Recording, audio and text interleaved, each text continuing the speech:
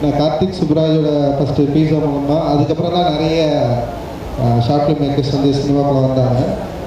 அப்புறம் அந்த டிஜிட்டல் மயம் வந்து எல்லாருக்கும் ஒரு ஓப்பனான சோர்ஸ் வந்து தமிழ் சினிமாவில் க்ரியேட் பண்ணி விட்டது. அதுக்கு நம்பிக்கையை வந்து விதித்தது வந்து கார்த்திக், நலன், நவீன், அது மாதிரி நிறைய யங் டைரக்டர்ஸ் வந்து என்னென்னா பேரல் சினிமா கமர்ஷியல் சினிமா அப்படின்ற இடத்துல வந்து கமர்ஷியலுக்கும் பேரலுக்கும் நடுவில் ஒரு பாலத்தை வந்து நிச்சயமாக அதை க்ரியேட் பண்ணியிருக்காங்கன்னு நினைக்கிறேன். அதில் நானும் இருக்கிறேன்னு நினைக்கிறேன்.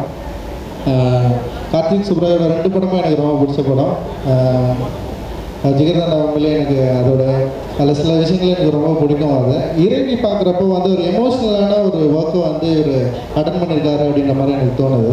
மற்ற 2 படங்களோட விட இந்த இறைவி படம் நிச்சயமாக வந்து எமோஷ்னலாக அதோட வேல்யூவை கரெக்டாக வந்து ப்ரெசென்ட் பண்ண ட்ரை பண்ணியிருக்கேன். ஏன்னா சாங்ஸ் எல்லாமே அவ்வளோ சூப்பராக இருக்குது. அந்தோனிதாசன் சூப்பராக இருக்குங்க அந்த சாங், ரொம்ப நல்லா இருந்தது.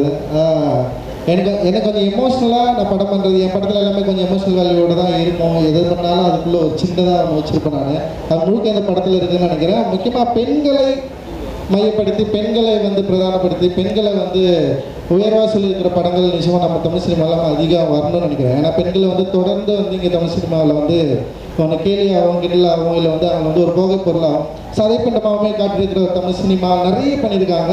அதில் சில படங்கள் மட்டும் விதிவிலக்கு. அந்த மாதிரி வந்து இந்த படமும் வந்து பெண்களை வந்து ரொம்ப உயர்வாக சொல்கிற படமாக நிச்சயமாக இருக்கணும்னு நினைக்கிறேன். அதுக்கு நான் வாழ்த்துறேன். மகிழ்ச்சி. இந்த அணி வந்து வெற்றி அடையணும். நன்றி.